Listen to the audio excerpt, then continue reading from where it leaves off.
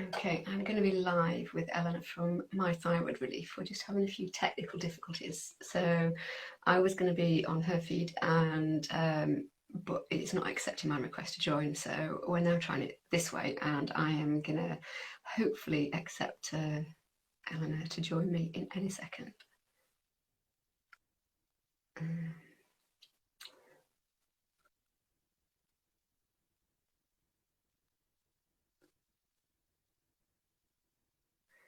Okay, she's on, so let's see if it lets us connect this time.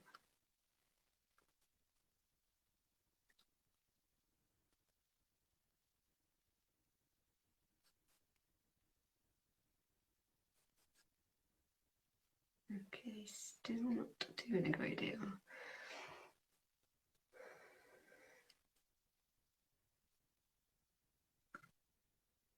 Here we go.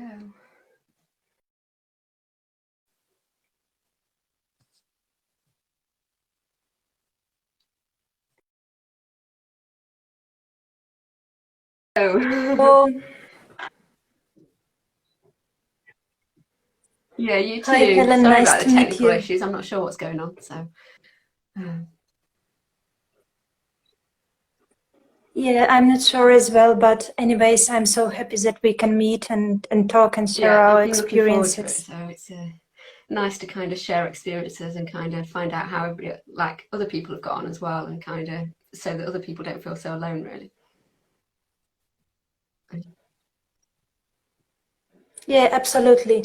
Sharing is the best way of healing yourself and healing others. If you listen to healing story of somebody else, you can spread awareness about the issue. You can help yourself, and you can help many other people. That's why I decided to contact you and to hear your healing journey and to know what were your steps from being diagnosed with Hashimoto's thyroiditis to recovery and to actually starting Yes, it's helping others. Quite a long journey. It's kind of probably been 25 years, I would say, that I've kind of been dealing with a lot of it. I would say it started when I was at university, my second year at university. I'd got a lot going on. I was really busy, lots of stress, like work, studying, lots of socializing, partying, as well as like lots of sports. And kind of I contracted a glandular fever, and at the same time, it coincided with me having my hepatitis B vaccination. And I think that just the combination of everything, like the stress, the kind of pressure that I was under, kind of my immune system just kind of couldn't cope with it. And that's when I first started to have symptoms. I would say initially with the glandular fever, it was just like the tiredness. I was starting to miss kind of my classes and things like that. I was sleeping through my alarm, and yeah, and really, really struggling. That probably only lasted a few months, and then I kind of bounced back, and I didn't really think much more of it at that point. I just thought kind of it was just a bug. Kind of I'd kind of got it out of my system, and I just returned to normal of kind of doing everything I was doing before, not realizing how much of an impact that was going to have on my health. And I would say probably over the next 4 years, my symptoms kind of were intermittent. I had kind of started to get gut issues and migraines, and kind of I was starting to notice that it was getting more and more regular, and that there was this kind of something was going on underneath everything. And that's when I started to basically go back and forward to the doctors, getting tests done, blood tests. They always came back as everything was fine. So I was kind of usually just sent on my way of like, yeah, like it's the fine, results don't were worry, it's optimal. fine. I was told I had IBS, and I did ask at that point of, well, if I've got IBS, is this something I'm eating that's making it worse? Or, and I was told, no, don't worry about it. Just kind of, just learn to deal with it. And it was probably about 7 years after the symptoms first started that I was diagnosed with celiac disease. So that was my first diagnosis. It came before the Hashimoto's. I had an abnormal TSH result at the same time. They retested it a couple of months later, and it appeared fine again. So Mm-hmm. obviously we kind of know that it swings back, but they didn't test my antibodies or anything else. They're just the TSH. So I carried on thinking everything was going to be Mm-hmm. fine, removed the gluten, and that did help a lot. But then the symptoms started to come back. They started to get much more regular, much more intense. I started to struggle with more fatigue, like really bad Mm-hmm. migraines. I struggled with kind of joint and muscle pain.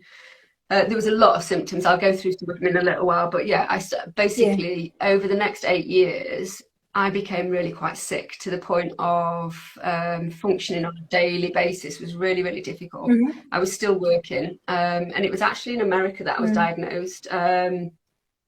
It was a friend of mine had said that she thought maybe I had Lyme disease. She'd been tested for it, and she suggested I go get tested. And they did a routine thyroid panel at the same Mm-hmm. point, and that's when they picked up that I had Hashimoto's. Um, and yeah, so it was quite a long Okay. time, kind of between the 6 years to get diagnosed with the celiac, 8 more years for the Hashimoto's, and even after starting medication, I never really felt well. And Mm-hmm. yeah, and I Yes, tried it's a all sorts. typical I changed problem. medications. I tried adding a T3 medication. I tried LDN.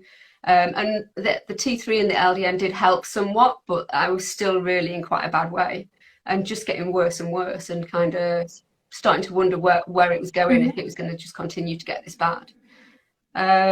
I was diagnosed then 2 years later with a B12 deficiency and then with fibromyalgia. And at this point, I was barely functioning. I was really, really struggling. Kind of, even the most simple things were really difficult. Things like showering, things like washing my hair. I just didn't have the energy. I needed to lie down Mm-hmm. after I did anything. I was just absolutely exhausted all the time and in pain as Yeah. well. Um, it was a friend of mine who paid for me to see a nutritional therapist that turned everything around for me. So, um, Mm. So it was a good idea to take this yeah, first so it step was in a your long journey, journey, right? so it took me a while to get there. But yeah, that was probably the best thing that I did was seeing a nutritional therapist.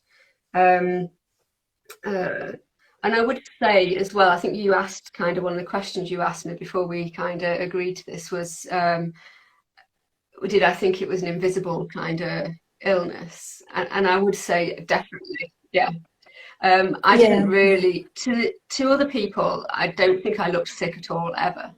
My weight did fluctuate sometimes, kind of. Obviously, I looked tired, I think.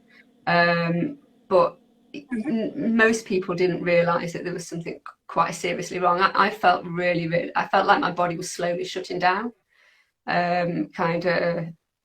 And it was really, really difficult to explain when kind of test results kept coming back normal and when you look fine, people kind of, I know I got questioned of kind of, was I a hypochondriac? Kind of, was I kind of making it up? Was it all in my head that it was stress and depression? That came up quite a lot. And I don't think people realised how ill I was until I made the changes and recovered my health, I think. And then they really suddenly could see the difference. So it was, yeah, Mm-hmm. I think it gets missed a lot of the time because you don't look sick. Mm. That sounds like a big process that you went through. That's why I wanted to ask you a couple of questions related to stress, because when we are sick, we go through lots of stressful situations, and then we actually learn that dealing with stress is one of the most important factors which contributes to healing, actually. So what were your tricks of dealing with stress and managing your kind of negative emotions I in would all say this for the journey? most part of the journey, I didn't deal with my stress very well at all. And it was only after I changed my diet and saw the improvements that I'd seen Mm-hmm. that I realised that if I wanted to recover fully, that I needed to address kind of the stress. It has a massive impact on the thyroid. And I didn't Yeah. realise just how much of an impact. I was always a perfectionist. I was very competitive. Um, I was always quite stressy, quite, Mm-hmm. always had a little bit of a temper. So kind of trying to control that when my thyroid was out of control was really, really difficult. And it was only when I started to introduce Mm-hmm. things like meditation, deep breathing exercises, getting out in nature was kind of Mm-hmm. one of the big things for me, kind of switching off. And I found EFT tapping really, really helpful as well. That I find that brings me down very quickly if I get stressed.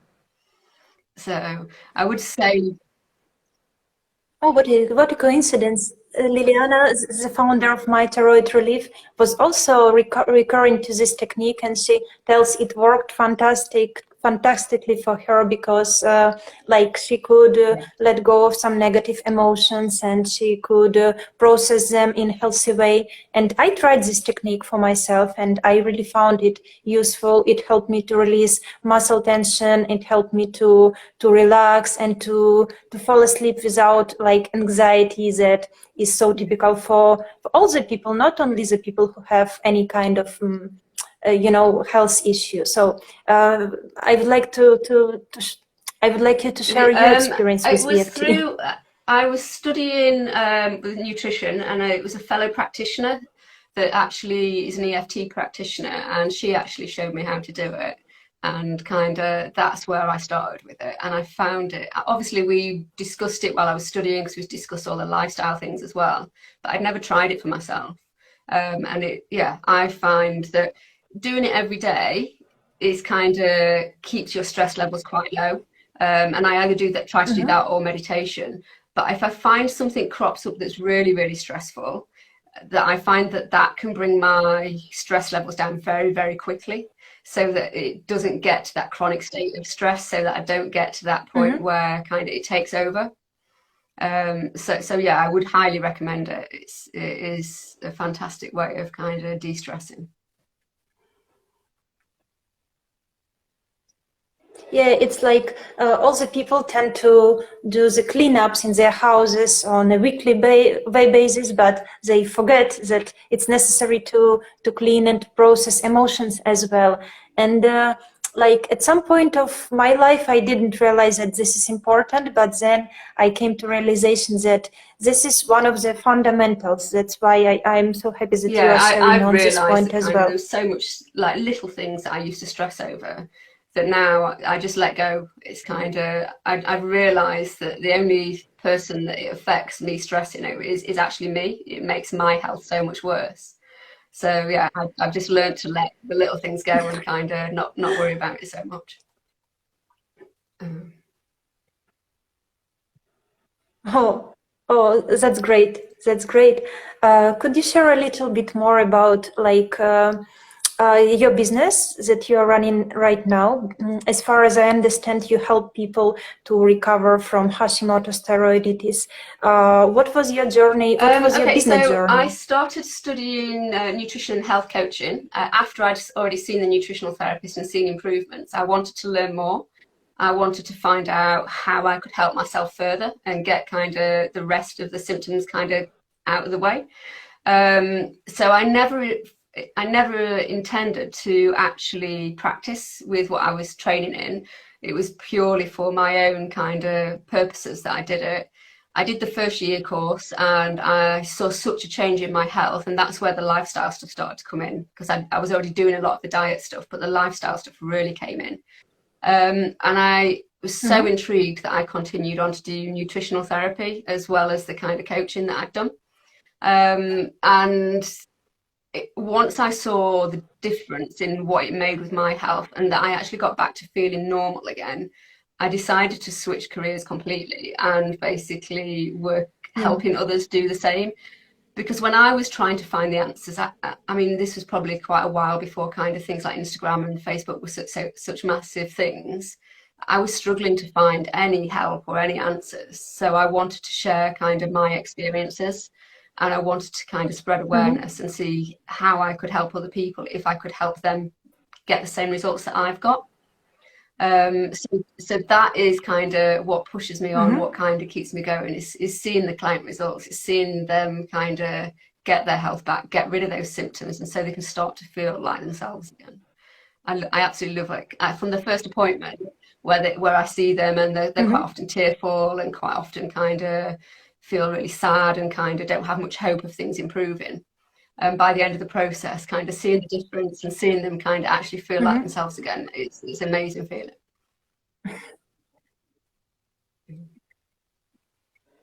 Mm. You kind of help them to tap in their Yeah, it's just higher showing them potential. what's helping, or that they're what will help that they're not doing, and kind of what they are doing that's kind of making the whole thing much worse.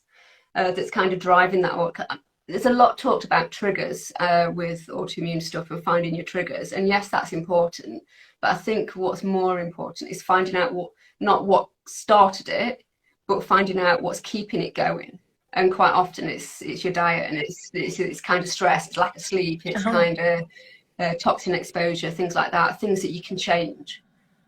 So, so obviously you can't kind of change. Mm-hmm. So by Yeah. introducing small No, lifestyle no, it's fine. It's changes, fine. I think there's a little bit of a sorry. delay. I think so, don't we? So yeah, yeah, just small changes and kind of a little bit at a time, so it's not too overwhelming, and it makes a massive, massive difference. Mm-hmm. Okay. Mm, I'm just wondering, do you remember your first client to whom you helped recover Yeah, his or her health? yeah, I do. I'm still in touch with her now, and yeah, it was. I think, like I said, most sessions start off with quite emotional, quite tearful, um, mostly because it's the first time that people have been listened to. It's the first time that they've not been dismissed.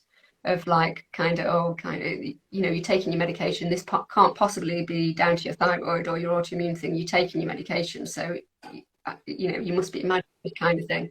I hear that a lot, Mm-hmm. and kind of that.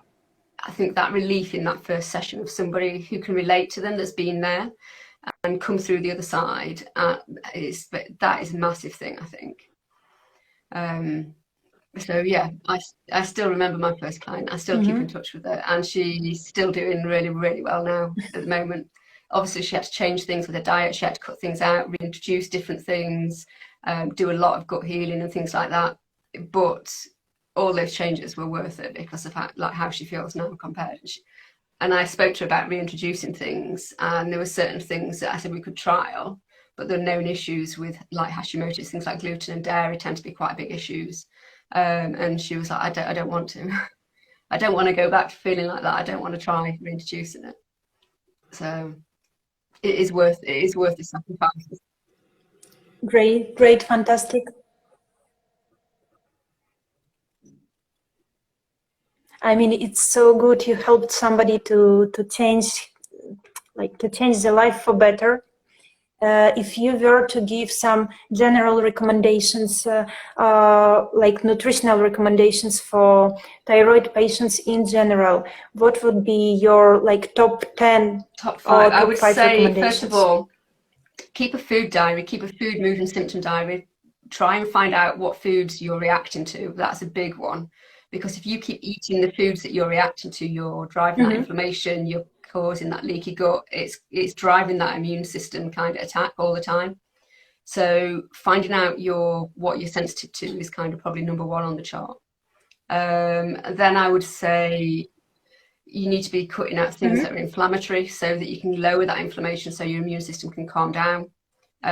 So think foods that tend to be inflammatory or things like sugar, refined or processed foods, so refined white carbohydrates, Mm-hmm. so things like anything made with white flour, like so cakes, biscuits, kind of bread, pasta, all Mm-hmm. those things that we tend to consume a lot of in kind of the modern diet. I would say that's a big one. And then I would say looking at making sure that you're getting enough healthy fat is a massive one as well. Your hormones kind of rely on fat in order to make your hormones. So if you're not getting fat in your diet, and I see this a lot with clients that they're on low fat diets, like they're high carb, low fat, and Mm-hmm. basically they're struggling. You need that fat for your cells to communicate. You need it to make your hormones. You need it for the receptors in the cells to take those hormones into the cells. So if you're not getting those healthy fats, then you're really going to struggle. And I would Yeah. say that's a big area that I see that clients really aren't doing when I see them. Um, So that's three. What's number four? Mm-hmm. I would say most people, obviously, like I say, it's probably more lifestyle than anything. Have no idea how much stress affects your digestive system, how much it affects your immune system. Most of your immune system is located in your gut. So if your gut is unhealthy and unhappy, if you're eating foods that are inflammatory, if you're eating foods you're sensitive to, then it's going to cause more inflammation, it's going to cause leaky gut, it's going to drive that immune response. And stress basically shuts your digestive system down. So if you're constantly, chronically, even if it's low grade Mm-hmm. stress, if it's there all the time, you're going to struggle to digest your food, absorb your nutrients. You're going to struggle to basically get what you need out of your food, and it's going to be causing a lot of problems. So stress management is a massive, massive thing. And then last thing Okay. I would say is nutrient deficiencies. There's quite a few that are quite common with Hashimoto's. And some of those you can supplement, and things like vitamin D, most people need to supplement for that, and magnesium, but there's also quite a few others, and you need to test. I had a iodine deficiency and I was not aware of this. And it wasn't until I tested for this, after I learned kind of what I was kind of doing on my nutritional therapy course, I decided to test it. Um, and found out I was deficient, and Mm-hmm. correcting that was the missing thing for me. That was what got rid of the last of my symptoms. After I'd done the diet and the lifestyle stuff, Mm-hmm. there was still a few things that were like niggling that wouldn't go away, like the muscle weakness, kind of like some of the fatigue. It was way better, but it was Mm-hmm. still there. And I wanted to basically get to the bottom of that, and that was an iodine deficiency. So test your nutrients, things like your selenium, your zinc, your iodine, make sure your iron levels are good, things like that. That would be my kind of top five of what to kind of do. Okay. Okay, thank you, thank you. I have heard you, and this is quite a lot. Like you have basically condensed all your experience of many years into a couple of sentences. So maybe you could also like share on typical mistakes that Hashimoto's patient commits, and what were like top, maybe top three mistakes that you Yeah. wouldn't like anybody So else the to first one repeat. at the top of the list is not getting the right tests. Most people are just getting TSH. And seen as Hashimoto's accounts for roughly around 90% of hypothyroid cases, it is a pretty high chance, if you've been diagnosed with hypothyroidism, that you've got Hashimoto's. But most people aren't tested, they don't get their antibodies checked, they don't get their free T4 and their free T3 checked. And these are things that I would really, really recommend that you, as a Mm-hmm. basic Yeah. level, you should be getting these checked in order to know what's going on, so that you can correct things.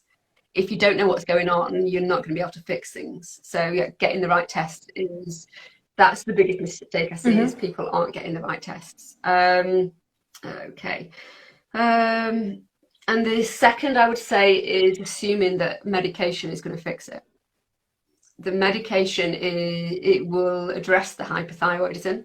It isn't going to address the cause of that autoimmune attack, and that's what you need to be doing. You need to be finding out what's causing it, what's keeping it going. If you can get that under control, then you've got a much better chance of controlling all your symptoms, getting kind of your antibodies back in remission. So definitely look further than medication. So that's kind of a big one. And I was guilty of that. I did the same for quite a few years, of just kind of wondering why I wasn't improving on medication alone. Um, okay, and then I would Mm-hmm. say the last thing that I see that patients or clients, sorry, are coming to me with is that they're not aware that diet and lifestyle can make a difference. And quite often this is because they've been told it doesn't. There are quite a few doctors out there now that are starting to change kind of their attitudes and starting to consider things like diet and gut health. And there's more research coming out on gut health. And some of the doctors are really getting on board with this, but some doctors really aren't. The amount of people that I see that are told diet has nothing to do with it. And I was told exactly the same, and listened to that advice. And I would say, don't listen to it. Get out there, find out what you need to be doing, what you need to be changing, make those changes, because it will make a massive, massive difference to how you feel. So, Mm-hmm. Mm. Okay, okay. Maybe one last question, like what was your inspiration and motivation when you were going through all the changes in your lifestyle and diet? I know sometimes it can be challenging, and sometimes the motivation is lost in the process. So what can you recommend to the people to stay inspired and to Firstly, keep now that going? social media is such a big thing, find accounts that kind of are doing this kind of stuff, like I'm doing. Kind of like, there's so many people out there doing it, and they're all giving out kind of free information, free advice, things of like great places of where to start with your health. That's one of the things that I would say. Kind of, if you've got also friends or family that can be supportive. My husband is massively supportive and has been throughout the whole process. Um, I was less patient with the whole process than he was, and less forgiving of myself, kind of, especially when I didn't know what was happening. I was quite harsh on myself, of kind of, I just need to pull myself together and get on with it, and kind of the test of saying I'm fine, so I must be fine. I just need to get on with it. And I would say my science background, kind of that questioning background, wanting to know kind of all the ins and outs behind things, that was one of the things that drove me. When they were saying to me, "Well, diet doesn't make a difference," I was like, well, I can't cope with living just like this all the time. I need to find other ways to kind of help.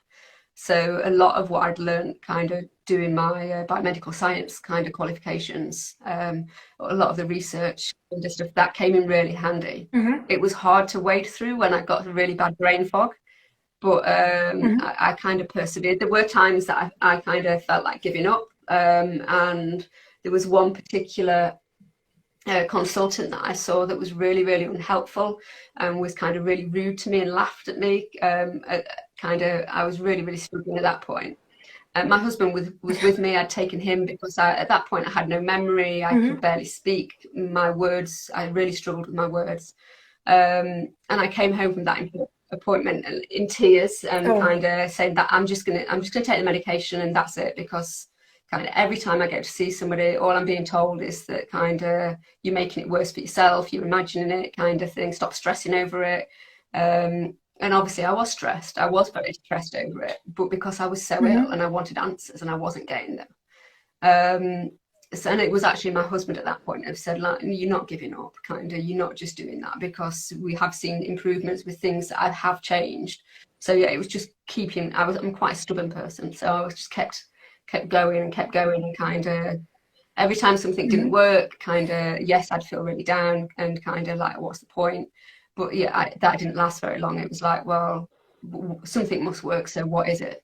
And just kept looking for it. So yeah, having support is really important. If you can't get that support with friends and family, look on the support groups. There's so many now, kind of out there that that will help you and will kind of give you a boost if you're having a day where you're really, really struggling. And I think that is probably the most kind of the mental side of it is kind of very often overlooked of how it affects you mentally. So having that support is a huge help. Yeah, that's why actually Liliana started this page and this group. She wanted to share her story, and she wanted to help people who are going through the same condition, who are struggling with hypothyroidism, and so that just people get connected and can share their stories, can share their experiences, what worked for them, what didn't work for them, where is the best place to get your tests done, what doctors are okay, what doctors are not so okay. So I think that's really nice that in our times people can just connect and help each other without actually meeting each other. This is really transcendental. I mean, most chronic or autoimmune diseases can feel quite lonely, I think. I certainly felt that way at times, quite isolated, quite alone, because at that point I didn't really know anybody else with the same issues. But yeah, getting onto the support groups and seeing that there's thousands and thousands of people out there kind of struggling with the same things you're struggling with. It's not nice that they're struggling with it, but it's nice to know that you're not the only one and kind of somebody else can relate to how you're feeling. Yeah. it gives you power to realize that if somebody could overcome it, Yeah. you can And overcome I'm it quite as active well. in the support groups. I'm on quite a few support groups, and I'm always answering questions on there because there were so many questions that I had that never got answered until I found out the answers for myself. So yeah, if I can help other people, like start even thinking that it's possible to recover, and that start looking at kind of how they can do it. Because a lot of people aren't, one, they're not even aware that they've got Hashimoto's, they've just been told it's hypothyroidism, and they're not aware that it can be improved, that there is a lot of things that they can do to improve it.